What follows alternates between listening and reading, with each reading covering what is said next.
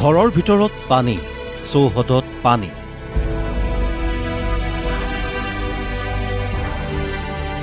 ঘৰ থাকিও অঘৰীৰ দৰে জীৱন।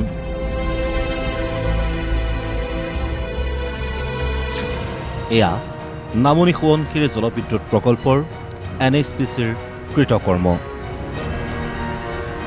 অৰুণাচলত বৃষ্টিপাতৰ পিছতে 9খন গেট খুলি নামনি সোৱণশিৰি জলবিদ্যুৎ প্ৰকল্পৰ পানী এৰি দিছিল NHPCয়ে, আৰু তাৰ এই পৰিণতি এয়া।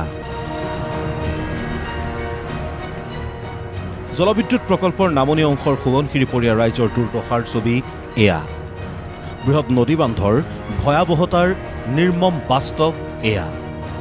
মুহূৰ্তৰ ভিতৰতে পানীৰ ঢলে ধ্বংস কৰি গ'ল এই পৰিয়ালসমূহৰ সৰ্বস্ব।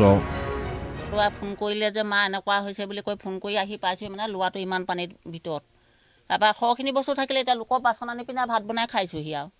বাচনৰ লোকৰ পৰা আনিছে? বাচনৰ লোকৰ পৰা আনে। মানে মই নাছিলোঁ, এতিয়া বোৱাৰী কেঁচুৱা আছে, কেঁচুৱা ধৰিবনে, বস্তু সামৰিবনে। মইতো থকালে তেতিয়া ল'ৰাটোৰ সৈতে বস্তুখিনি আনিব পাৰোঁ। বিচনা পত্ৰটো এদাই, মানে এই যেনে তেনে মানে এইকেইখন বোৱাৰীজনীয়ে চিঞৰ বাখৰ কৰিলেও ল'ৰাটোৱে থপিয়াই পিনে আনি ইয়াত থ'লেহি। তাকো আজি ৰাতি ইয়াত সোমাব পৰা নাই, শুব পৰা নাই মানে। কালিলৈকে সকলো থকা এই পৰিয়ালকেইটা এতিয়া বান্ধৰ পৰা হঠাৎ এৰি দিয়া পানীৰ বাবেই সৰ্বহাৰা। আজি দেখিছোঁ আহে যদিও চাং তল গৈছে, আৰু যি 2 বছৰ আগত এনেকৈ তল গৈছে হৈছে যদিও এনেকৈ সোনকালে হোৱা নাছিলে। এটা দিন লাগি যায়, বস্তু বাহানি চব আমৰিব পৰা হৈ যায়। কিন্তু কালিৰ ভিতৰত এনেকৈ আমৰিব পৰা নহ'ল। গডৰেজ, শ্ব'কেছ তেনেকৈ বাকচবিলাক থাকি গ'ল, আৰু পানীত তলত অকণমান পানী ভিতৰত সোমাই গ'ল।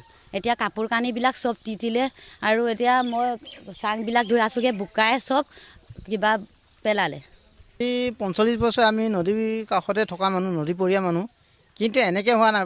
হয়, বৰষুণ হয়, আমি তেতিয়া গম পাওঁ যে পাহাৰত বৰষুণ হৈ আছে, পানী হ'ব। আমি অকণমান বাম ঠাই বিচাৰিব লাগে বা টালি টোপোলা বান্ধিব লাগে, ওপৰলৈ কিছু বস্তু উঠাব লাগে। কিন্তু কালিতো আমাক নালাগে না, ভাতৰ চৌ নমাবলৈও সময় নিদিলে। 10 মিনিটৰ ভিতৰত এনেকৈ পানী জীৱনত দেখি পোৱা নাই, কোনোদিন শুনিও পোৱা নাই। কালি নিজ চকুৱে দেখিছোঁ। আজিও বিপদসীমাৰ ওপৰেৰে বৈছে সোৱণশিৰি।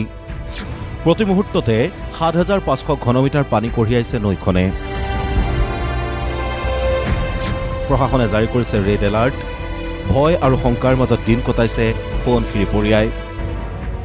ইফালে শোণিতপুৰৰ ৰঙাপৰাৰ ঘোঁৰামাৰী বুঢ়া গাঁৱত বানত সন্ধানহীন হ'ল এজন লোক। জীয়া ভৰলীৰ বাঢ়নি পানীয়ে গাঁওখন বুঢ়াই পেলোৱাৰ সময়তে ছাগলী বিচাৰি গৈছিল পৰমেশ্বৰ চবৰ নামৰ লোকজন। তেতিয়াৰে পৰা সন্ধানহীন হৈ আছে পৰমেশ্বৰ চবৰ। সমান্তৰালভাৱে বিহালীৰ বিহমাৰী নৈত হঠাৎ পানী বৃদ্ধি পোৱাত পানীৰ মাজত এখন 4চকীয়া আৰু এখন 2চকীয়া বাহন আবদ্ধ হৈ পৰে। অৱশ্যে পৰৱৰ্তী সময়ত স্থানীয় ৰাইজৰ তৎপৰতাত উদ্ধাৰ কৰা হয় বাহনকেইখন। ব্যুৰ' ৰিপৰ্ট, প্ৰতিদিন টাইম।